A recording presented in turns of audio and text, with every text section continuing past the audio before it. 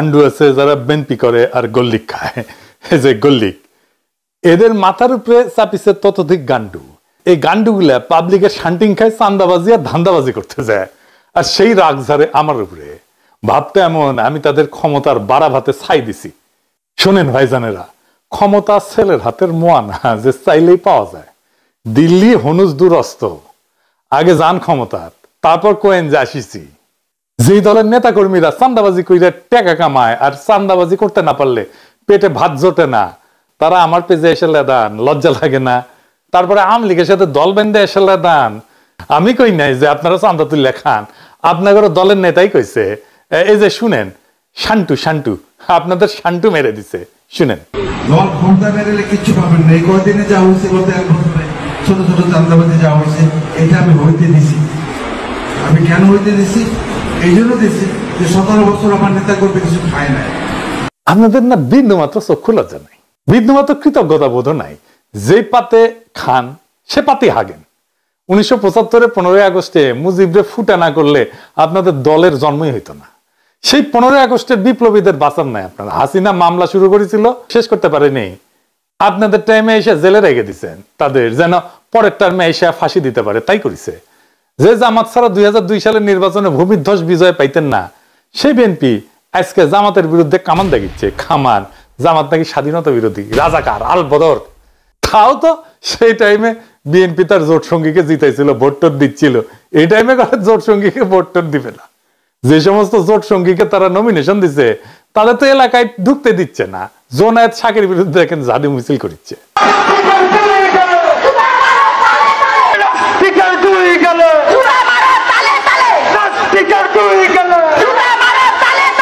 Junayed শাকিরের nomination দিবে BNP, তাই মানে তাতেই ওদের পুচ্ছে আগুন ধরে গেছে। নূরে পটুয়াখালীতে নমিনেশন দিয়েছিল বিএনপি, তারপরে নূর গেছে এলাকাত ক্যাম্পেইন করতে। এলাকায় বিএনপির নেতা কর্মীরা ওরে অবরুদ্ধ করে রাখছে। যতগুলো আসন বিএনপি তার জোট সঙ্গীদের দিবে না, সব কয়টাই একই ঘটনা ঘটবে, আর ওই আসনগুলো হারবে বিএনপি। যাই হোক, যেটা নিয়ে আলাপ শুরু করবো কইছিলাম, কি ঘটেছে গত পরশু সেটা নিয়ে কথা বলি। কেন ওয়াকারের চোখে অশনি সংকেত দেখেছি আমি পরশুর ঘটনা, ক্যান্টনমেন্টে যেটা ঘটেছে। ঢাকা ক্যান্টনমেন্ট থেকে 46 ব্রিগেডের 8টা এপিসি মুভ করে জিয়া কলোনি থেকে বাইর হয় 11ই অক্টোবর রাতে 1:30 থেকে 2টার মধ্যে ঘটনাটা ঘটে। 4টা বাইর হয় আর 4টা বাইরে থেকে ভিতরে ঢোকে। এপিসি মানে জানেন তো, আর্মার্ড পার্সোনাল ক্যারিয়ারে, যে এটা এইগুলা এক একটা এপিসির সাথে 2টা করে জিপ বোঝাই সৈন্য ছিল। তার মানে একটা সময় 8টা এপিসি আর 16টা জিপ মুভ করেছে সিভিলিয়ান এলাকায় ক্যান্টনমেন্ট থেকে বাইরে হয়ে। শুধু এইটা না, একই সাথে এয়ার ডিফেন্স আর্টিলারির সামনে ট্রুপস ডিপ্লয় করা হয়েছিল, জড়ো হয়েছিল ট্রুপস। কি কামে? আর্মি জানে। 2 নাম্বার, আর্মি চিফের বাসার সামনে এক্সট্রা ট্রুপ ডিপ্লয় করা হয়েছিল, স্বাভাবিকের চাইতে বেশি। কেন? আর্মি জানে। 3 নাম্বার, ক্যান্টনমেন্টের রাস্তায় যে ব্যারিকেড থাকে না, দেখেছেন তো যাওয়ার সময় ব্যারিকেড থাকে, ও ব্যারিকেড গুলো সরাই ফেলা হয়েছিল। ব্যারিকেড সরানোর মানে হইতেছে যেন দ্রুত ট্রুপস এবং যানবাহন মুভ করতে পারে। এটা ছাড়া তো আর কোনো কারণ নাই। আমি এটা যেভাবেই হোক খুব অথেন্টিক সোর্স থেকে জানিছি, এটা লাইভ করি, এবং আমি আশঙ্কা করি যে এটা একটা কু অ্যাটেম্প হইতে পারে। কেন এটা কু অ্যাটেম্প হইতে পারে? এটা 111 যে হইতে পারে, এটা তো বিএনপির মির্জা ফখরুল বহুবার বলছে। এই যে দেখেন পত্রিকাত বাড়িয়েছে, এইটা সাহেব শুনে দেন নিজের মুখে কি কইছে। আমি সব কথা সব জায়গায় খুলে বলা যায় না, কিন্তু আমি আশঙ্কা করি যে আমরা যদি ঐক্যবদ্ধ না থাকি, আমরা যদি সতর্ক না থাকি, তাহলে যদি 1-11 মতো ঘটনা ঘটা এখানে অস্বাভাবিক কিছু নয়। 111 তো কুই ছিল নাকি? তো নিজের দলের নেতা 111 এর কথা কয়, আর আর্মি কুয়ের সম্ভাবনার কথা কইলে বিএনপির লোকেরা হাসাহাসি করে, মানে কই যায়। তা আমি এটা নিয়ে একটা লাইভ করি, কই যে এটা কুয়ের একটা প্রচেষ্টা হইতে পারে। আর রাস্তায় নেমে আসতে বলি ছাত্রদেরকে, যদি রাস্তায় এপিসি নামায়। যাইবার কিছুক্ষণের মধ্যে আমরা জানানো হয় যে সোর্সেই হোক যে এটা একটা রুটিন এক্সারসাইজ, এবং আমি সাথে সাথে ব্যাখ্যা করে পোস্ট দিচ্ছি এই যে এইটা। তারপরে তো শুরু হইলো ট্রল, এক একজন এক এক কথা কয়। ইন্টারেস্টিং হইতেছে, যেমন কেউ কেউ কইতেছে আমারটাকে লোক আসে নাই, যদিও আমি ব্যাখ্যা করে দিছি যে এটা আর্মি থেকে জানানো হয়েছে যে এটা রুটিন, এটা এক্সারসাইজ, রোটেশন হইতেছে। তো কয় যে আমারটাকে লোক আসে নাই, তো ভালো কথা। আবার একই লোক আমারে কয় যে আমি মব স্টার, তা আমার কথায় যদি লোক না আসে তাহলে আমি মব কেমনে তৈরি করি? আর আমি যদি মবই তৈরি করি তাহলে আমারটাকে লোক আসবে না, এটা কেমনে হয়? আমার ডাকে লোক আসে নাকি আসে না সেটা তো প্রমাণ হবে রাজনৈতিক লড়াইয়ের মাঠে। আমি তো রাজনৈতিক দল করি না, আমার কোনো দল নাই। যাদের দল আছে তাদের ডাকে কেমন লোক আসে ওটা আমরা দেখেছি, ওই অ্যাডম আমরা দেখেছি গত 17 বছর। খালেদা জিয়ার বাড়ির সামনে বালু ট্রাক সরানোর লোক পাওয়া যায় নাই। আর এখন হ্যাডমের একেবারে হারকিলিস হয়ে গেছে, অফিসের সামনে কর্মীর চাইতে পুলিশ বেশি থাকতো। দেখেছেন, সাধারণ মানুষকে রাজনৈতিক কর্মসূচিতে সম্পৃক্ত করার, আকৃষ্ট করার ক্ষমতা একজন রাজনৈতিক দলের বাইরের ব্যক্তি হিসেবে খুব অল্প কয়েকজন মানুষের আছে। খোদা তাআলার কৃপায় তার মধ্যে তালিকার নিচের দিকে হইলেও আমার নামটা থাকবে, একদম শেষ দিকে হইলেও থাকবে। কতদিন থাকবে জানি না, যতদিন সাধারণ মানুষের কথা বলবো ততদিন তো থাকবে আশা করা যায়। আর ওই শক্তি যখন মাঠে দেখাবো তখন ওই ঠাপের ব্যথা 1 সপ্তাহ যাবে না কলে কয়ে দিচ্ছি সব জাউরাগুলোকে। যাই হোক, এখন আসেন দেখি কু করতে কত সেনা লাগে। মুজিবরে ফুটা করতে সাকুল্যে 300 সোলজার গেছিল, জিয়াকে হত্যা করতে গেছিল মাত্র 40 জনের একটা দল। একটা কু করতে বেশি লোক লাগে না রে বেকুবের বাচ্চা গান্ডু। বাংলাদেশ ঘর পড়া গরু, তা আমরা সিঁদুরে মেঘ দেখলে ভয় পাবো। 8টা এপিসি আর 16 জিপ সৈনিক যে কোনো দুর্ঘটনা ঘটানোর জন্য যথেষ্ট। নিজেদের একটা নৌবহর শান্তির সময় এক জায়গা থেকে অন্য জায়গায় গেলে শত্রু দেশকে ইনফর্ম করে সেনাবাহিনী, সিভিল প্রশাসনকে না জানায় গভীর রাতে এপিসির মুভমেন্ট, এটা কোনোভাবেই গ্রহণযোগ্য না। সোজা কথা, ফুল স্টপ। আমার আশঙ্কা যে এটা ওয়াকার এটা পরীক্ষা করেছে যে আমরা কেমন রিয়াক্ট করি। গান্ডুদের আফসোস যে এটা কেন পিনাকে আগে জানলো, তারা কেন জানলো না আগে? আগে জানবো কেন রে বেকুবের বাচ্চা, তোরা তো নিজের দলের নেতাকেই রক্ষা করতে পারিস। তোরা তো ঘুমেছিল যখন জিয়াউর রহমানকে খুন করে, হত্যা করে।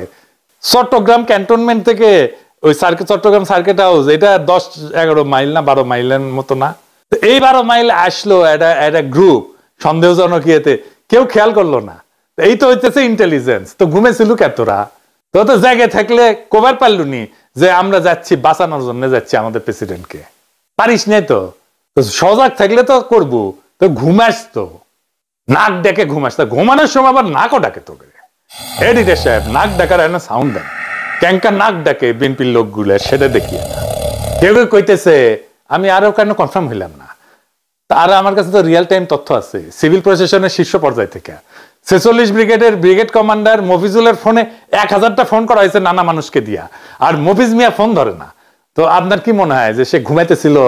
মোটেই না, ইচ্ছা করে ফোন ধরে নাই। এই সময় কি করা যায়, কি করা উচিত? চুপ করে বসে থাকা, কনফার্ম করা, আর কি করে ফেলবো? এই প্রসঙ্গে কর্নেল মুস্তাফিজের বক্তব্য শুনি কি কইছে।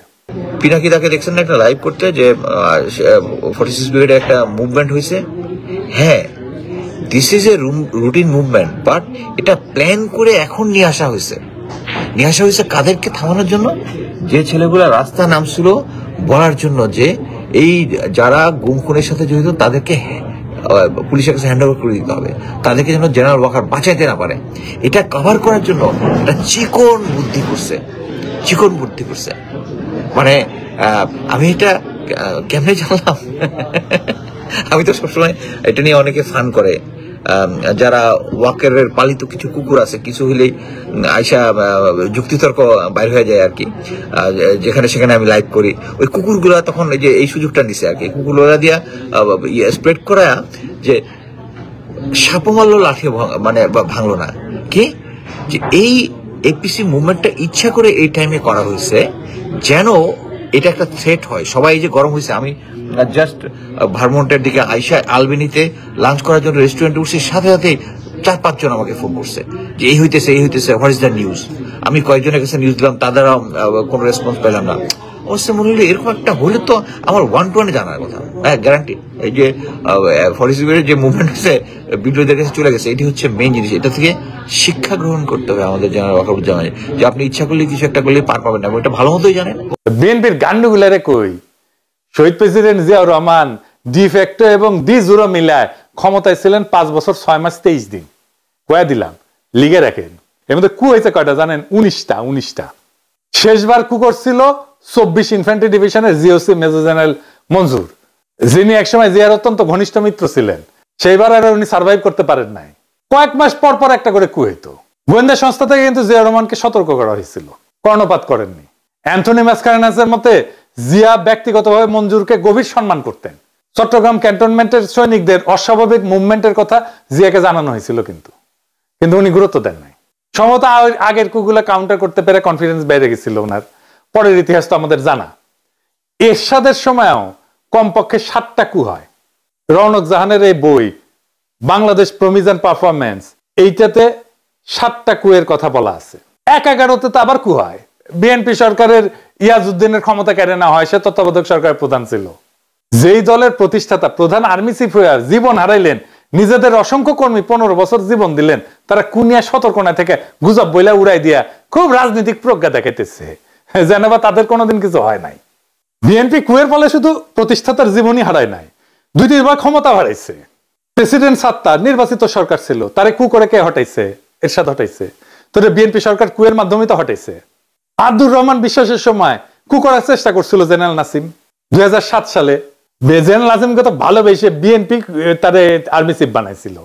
তো তারপরে তারেক রহমানকে দইরা নির্যাতন করছে কে? আর্মি করছে তো নাকি? এই আর্মিরাই তো ম্যাডামকে মনিলরের বাড়ি থেকে বের করে ওই বাড়ি মাটির সাথে মিশিয়ে দিছে।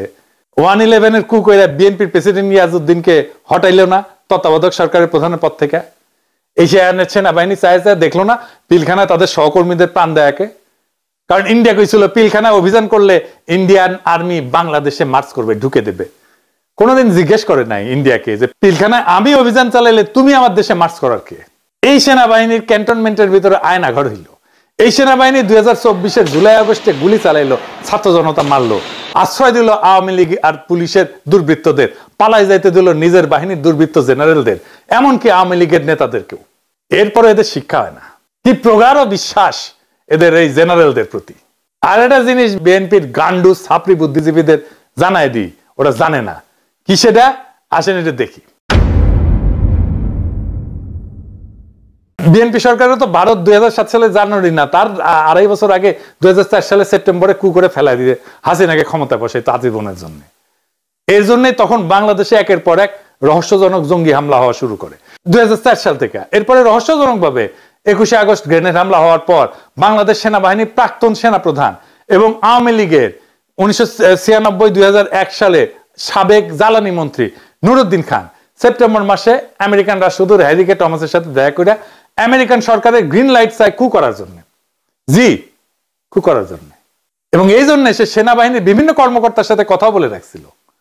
আমেরিকান রাষ্ট্রদূত এরপর তৎকালীন বিএনপি স্থায়ী কমিটির সদস্য লেফটেন্যান্ট জেনারেল অবসরপ্রাপ্ত মাহবুর রহমানের সাথে দেখা করে এবং এই বিষয়টা জানায়। বিস্ময়কর ভাবে মাহবুর রহমান এই ব্যাপারে খুব বিস্ময় প্রকাশ না কইরা রাষ্ট্রদূতকে উত্তর দেয় যে আমেরিকা যদি গ্রিন সিগন্যাল দেয় তাহলে অবশ্যই কু হবে। হ্যাঁ, বিএনপির নেতা, সে বলতেছে কু হবে। তিনি তার নিজের দলের প্রধানমন্ত্রী খালেদা জিয়াকে সেই মিটিং এ তুচ্ছতাচ্ছিল্য করে কথা বলে। এই হচ্ছে বিএনপির নিজেদের ভিতরের ঐক্য। আর এবার যদি কইতো তাহলে বিরানি আমলম, কচু খেতি, ওয়াকারের পথবালক কেউ আগায় আসতো না। উল্টা এরা জেনারেল মাহবুবের মতো বিএনপিকে গালিগালাজ করত। সেই সময় তখন আমেরিকান সরকার কনভিন্স হয় নাই যে বাংলাদেশে ইসলামী জঙ্গির উত্থান ঘটছে। সেই জন্য হ্যারি কে টমাস কু করতে গ্রিন লাইট দিতে অস্বীকার করে। এইটা কেমনে জানলাম আমি? সে হ্যারি কে টমাস এই ঘটনার বিস্তারিত বিবরণ 2004 সালের 16 সেপ্টেম্বর তার নিজের বস আমেরিকার পররাষ্ট্রমন্ত্রীর কাছে একটা সিক্রেট কেবল টেলিগ্রাম করে পাঠায়। সিক্রেট টেলিগ্রাম আমি কেমনে পেলাম? এটা উইকিলিক্স করে দিছে। এই টেলিগ্রামটা উইকিলিক্সের অন্য সব দলিলের সাথে প্রকাশ করা হয়েছিল। এখানেও আছে, দেখেন এডিতে সাহেব দেখেন। গান্ডু মূর্খ সদা বিএনপির ছাত্রী বুদ্ধিজীবী পড়িস সেগুলা। এরপরের ইতিহাস তো সবার জানা। 2005 সালে বাংলাদেশে হঠাৎ করে অনেক অনেক রহস্যজনক জঙ্গি হামলা হওয়া শুরু করলো। এর সাথে 63 জেলাতে একসাথে বোমার বিস্ফোরণ ঘটলো। ইন্ডিয়া, প্রথম আলো, দিল্লি স্টার এই সময় ক্রমাগত আমেরিকার কান ভারী করতে থাকলো যে বাংলাদেশে জঙ্গি হামলার, হিন্দু নির্যাতনের বানোয়াট খবর দিয়া। এইসব রেকর্ডে উইকিলিক্স আছে। অবশেষে আমেরিকা কনভিন্স হয়, 2007 সালে কু করার গ্রিন লাইট পায়। ভারতীয় মদতপুষ্ট কুলাঙ্গার মইনু 111 ঘটায় এবং ফখরুদ্দিনকে ক্ষমতায় বসায়। তারপরে ইতিহাস সবার জানা। তারপরে বিএনপি শিক্ষা হয় নাই। এখনো হাসিনা রেখে যাওয়া উচ্ছিষ্ট সেনাবাহিনীর জেনারেলদের পা চাটে আর ইন্ডিয়ার কাছে গিয়ে পেন নাম ঠুকে। বিএনপি যখন গোয়া মারা খায় তখন এর আবাল বুদ্ধিজীবীরা পালায়, এরাও পালাবে। বিএনপির বাকি নেতা কর্মীরা কাটতে কাটতে আবার আল্লাহর কাছে বিচার দেবে যে ইনকা কইরা শালার পুত ভোট দেন জান আবার ঠিক সুদাও। সবাই হাত তোলেন। ওই শালার পুতেরা মুনাজাত কর, মুনাজাত কর। ওই পুরো শালার পুতেরা মুনাজাত কর। মাইক আনতে বলছেন। আল্লাহ তোমার কাছে বিচার দিলাম।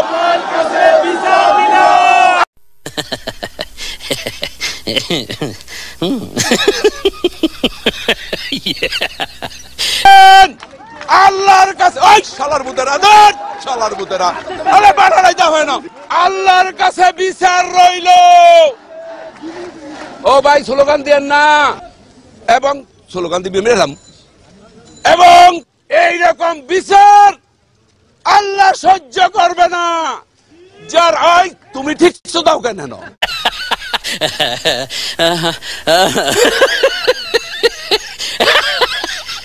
আমরা হাসিনারে হটাইছি, কিন্তু সিভিল মিলিটারি ব্যুরোক্রেসিরে হটাইতে পারি নাই। এটাই জুলাইয়ের ব্যর্থতা। যারা হাসিনা শাসনে খুঁটি ছিল তাদের নিয়ে আমরা তেমন কিছু করতে পারি নাই। খুবই অল্প আমলাদের বিরুদ্ধে মামলা হয়েছে, বেশিরভাগ পলাতক আমলাদের বিরুদ্ধে মামলা হয়েছে, অথচ তারা আতঙ্কে ছিল অক্টোবর পর্যন্ত 2024-এর। সাম্প্রতিক সময়ের একটা ঘটনা বলি, রাজনৈতিক ঘটনা। 2016 সালে এরদোগানের বিরুদ্ধে কু করার চেষ্টা করলো সেনাবাহিনীর আলট্রা সেকুলার অংশ। বাংলাদেশের আলট্রা সেকুলাররা কিন্তু খুব খুশি হয়েছিল তখন। এরদোগান পাওয়ার কনসলিডেট করে যারা প্রত্যক্ষ এবং পরোক্ষভাবে কুয়ের সাথে যুক্ত ছিল তাদের মেরুদণ্ড একেবারে ভেঙে দিছে, তামা তামা করে দিছে, গুড়া গুড়া করে দিছে হাড্ডি। প্রায় 10,000 সেনাবাহিনীর অফিসার আর সৈন্যদের চাকরি গেছে, জেল হয়েছে। তদন্তে 20 লাখ লোককে জিজ্ঞাসাবাদ করা হয়েছে, সিভিলিয়ান আমলা সহ 1.5 লাখ লোকের চাকরি গেছে, জেল হয়েছে।